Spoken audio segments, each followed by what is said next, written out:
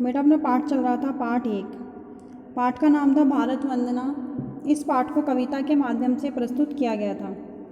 आज हम करेंगे इसके प्रश्न उत्तर। इसका भावार्थ अपन ने कर लिया था और वो भावार्थ आपको अपनी उत्तर पुस्तिका में लिखना है, अपनी कॉपी में लिखना है, क्योंकि भावार्थ आपको पूरा समझा दिया है। अब आप उसको अपनी सूझबूझ से अपने तरीके से कॉपी में अपनी भाषा में लिखेंगे।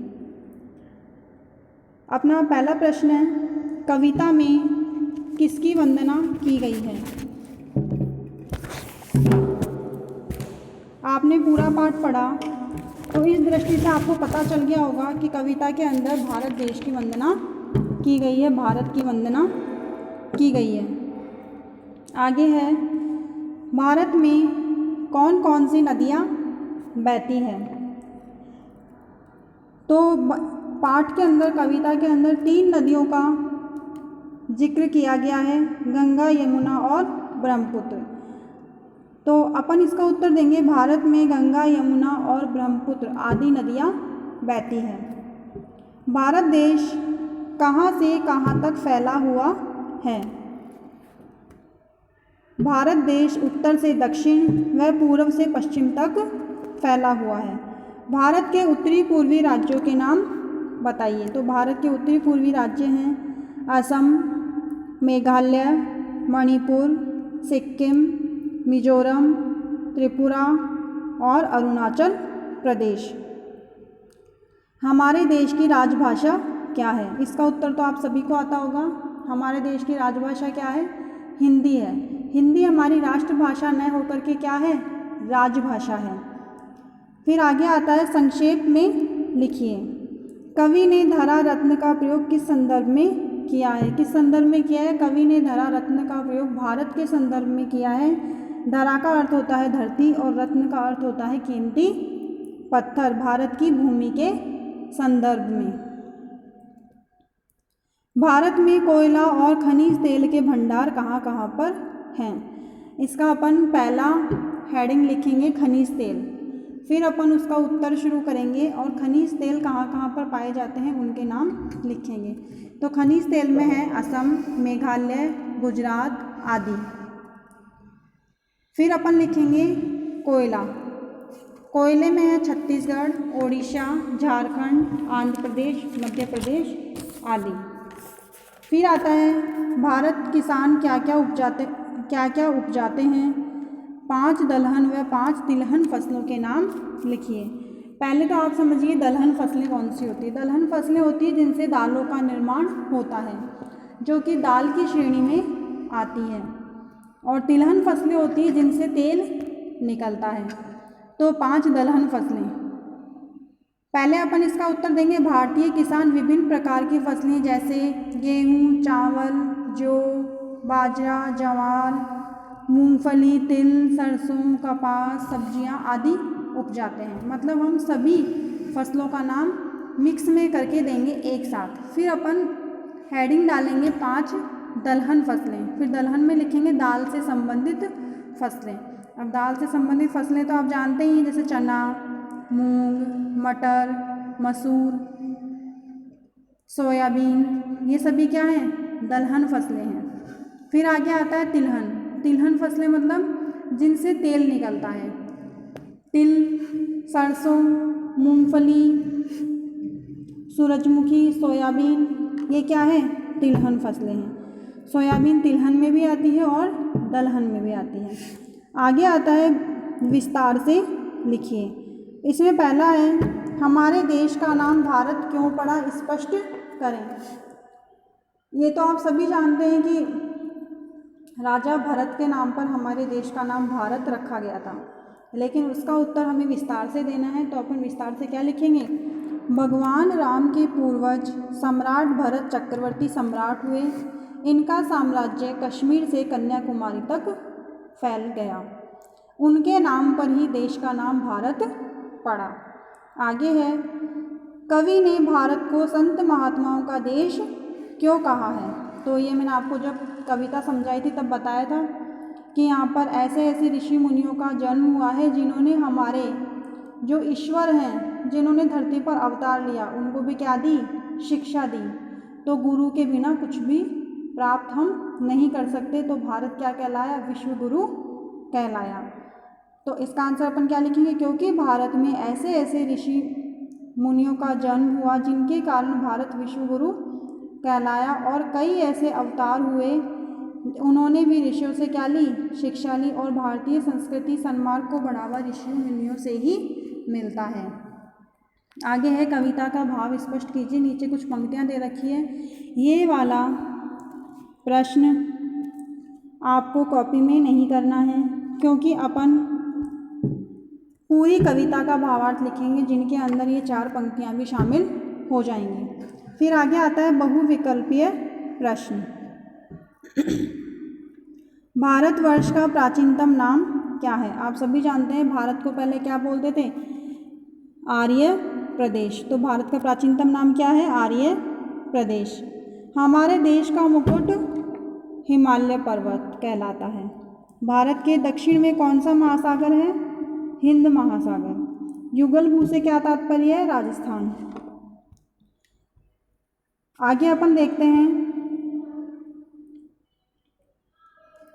भाषा व्यवहार, मतलब व्याकरण बोध से संबंधित प्रश्न। भारत के सिर पर हिमालय का मुकुट है। पहले फिलप्स में क्या आ जाएगा?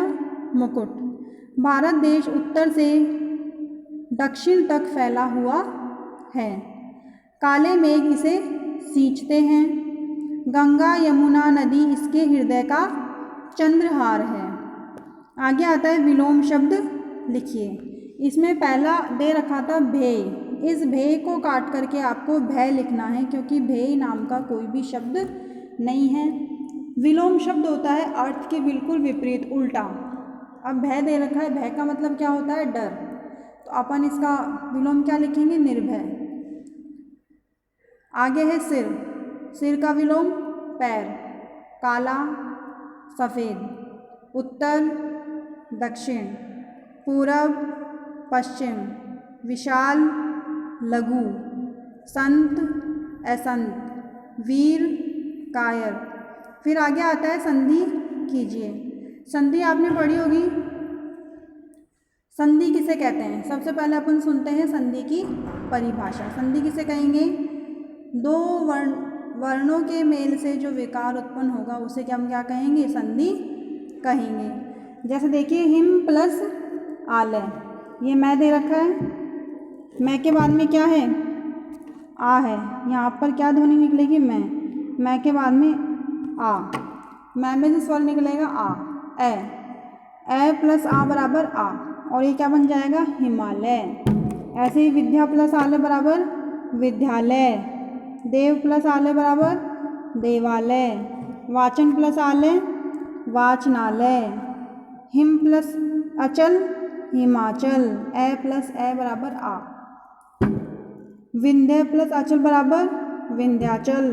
अरुण प्लस अचल बराबर अरुणाचल। इन सभी में कौन सी संधि है? दीर्घ संधि है। कौन सी संधि है इनमें? दीर्घ संधि है, क्योंकि मिलकर के दोनों दीर्घ स्वर का ज्ञान करवा रही हैं। फिर आगे आता है निम्नलिखित शब्दों के पर्यायवाची लिखिए। पहले अपन समझते हैं पर्यायवाची क्या होता है, किसे कहते हैं पर्यायवाची। पर्यायवाची मतलब समानार्थक शब्द। ऐसे शब्द समूह जो मिलकर के हमें एक ही अर्थ की प्रतीति करवाएंगे उन्हें हम क्या कहेंगे? पर्यायवाची कहेंगे। मतलब उन शब्दों के और भी बहुत से नाम होंगे, उन्हें हम क्या कहेंगे? पर्यायवाची। जैसे भूमि, भूमि को क्या क्या कहते हैं? भू, धरा, वसुंधरा। नदी, नदी को सरिता, तटिनी, तरंगिणी। जग, जग मतलब विश्व, जगत, लोक, दुनिया, संसार।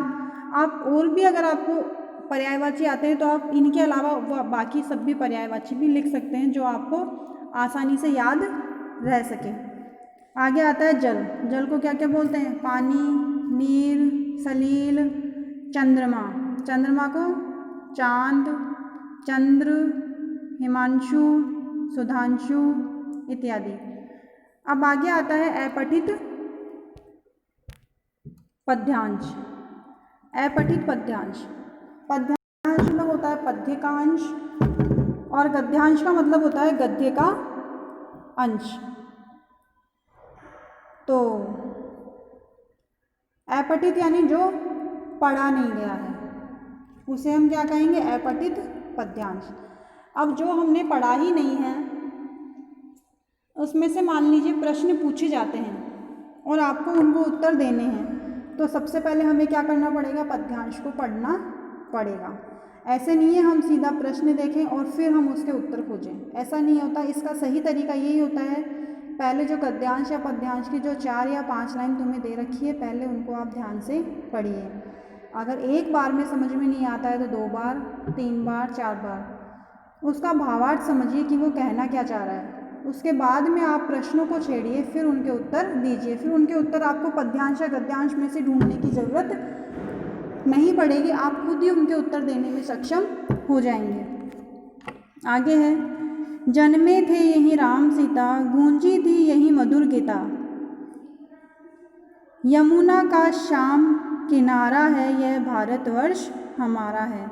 ये पद्यांश क्या कह रहा है कि इस भारत की भूमि पर ही राम और सीता ने जन्म लिया था, जो कि क्या थे, विष्णु और लक्ष्मी के अवतार थे। और इस भारतवर्ष में ही जो गीता है वो सुनाई गई थी, गूंजी थी यानी सुनाई गई थी, भारत के अंदर ही गीता सुनाई गई थी। गीता का निर्माण हुआ था जो साक्षात भगवान श्री कृष्ण के मुख से निकली थी। यमुना का श्याम किनारा है, और यहीं पर ही क्या है, यमुना नदी विद्यमान है, जहाँ पर जिसके किनारे हमेशा श्री कृष्ण भगवान जाते रहते थे। ऐसा मेरा भारत देश है। तन मन धन प्राण चढ़ाएंगे, हम इसका मान बढ़ाएंगे, जग का सौभाग्य सितारा है, यह भारतवर्ष हमारा है। क्या कह रहा है ये कि ऐसी भारत भूमि के ऊपर हम अपना तन मन और धन सब कुछ न्यौछावर कर देंगे। प्राण यानी हमारी जीवन यात्रा भी हम इसके ऊपर न्यौछावर कर देंगे और हम इसका मान बढ़ाने का हमेशा प्रयास करेंगे। हम हमेशा इसका मान बढ़ाएंगे। हम कभी भी कोई भी ऐसा कार्य नहीं करेंगे जिससे कि इसका मान घटे।